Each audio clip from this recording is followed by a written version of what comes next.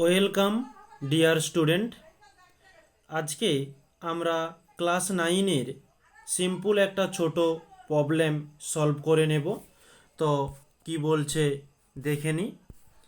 1 minute পেনটা নিয়ে নিলাম। তো বলছে বায়ুর চাপ 76 সেন্টিমিটার পারদের চাপের সঙ্গে সমান। 5 মিটার গভীর হ্রদের তলদেশে চাপ নির্ণয় করো। তো আমরা এই তলদেশের চাপ নির্ণয়ের যে সমীকরণটি জেনেছি, যে চাপ সমান বায়ুমণ্ডলের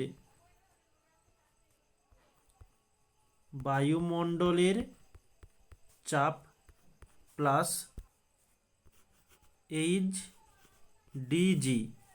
ওকে, তো এখানে বায়ুমণ্ডলের চাপটা বলছে 76 সেন্টিমিটার পারদের চাপের সঙ্গে সমান। তো এই প্রথম লাইনটা থেকে আমরা বায়ুমণ্ডলের চাপ নির্ণয় করব। এটা নেক্সট পেজে দেখে নিই। তো বায়ুমণ্ডলের চাপ সমান আমাদের যেটা দেওয়া রয়েছে, যে বায়ুর চাপ 76 সেন্টিমিটার পারদের চাপের সমান। তো এখানে সমীকরণ যেটা হবে এইচ ডিজি। এইচ কত?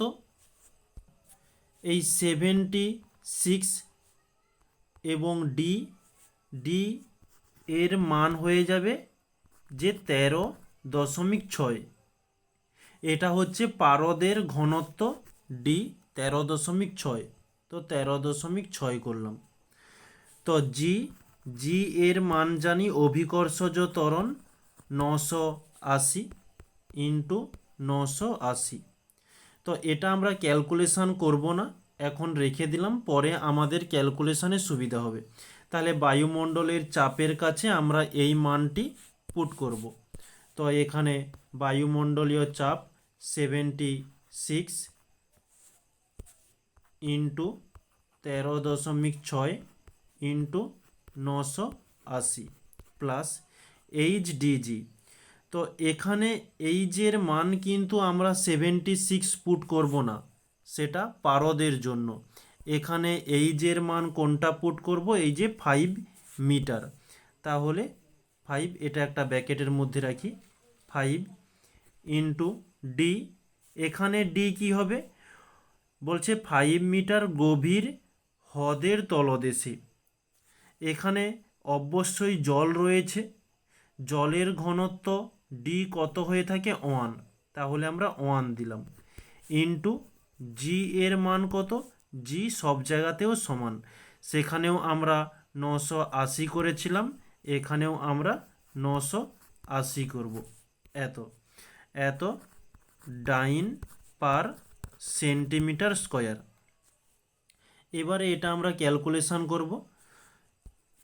তো এখানে পয়েন্ট তুলে দিলে নিচে 10 হচ্ছে, নিচের একটা জিরো উপরের একটা জিরো কেটে গেল, আর কাটাকাটির মতো কিছু নেই, পুরো টোটাল গুণ করতে হবে।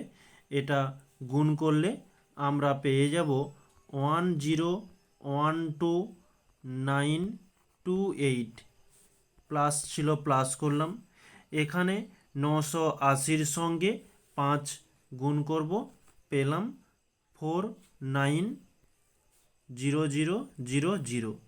তো এটা যোগ করলে এককটা হয়ে যাচ্ছে ডাইন পার সেন্টিমিটার স্কোয়ার। এখানে দুটো যোগ করলে আমরা পেয়ে যাব 1502928। ওকে, এত ডাইন পার সেন্টিমিটার স্কোয়ার।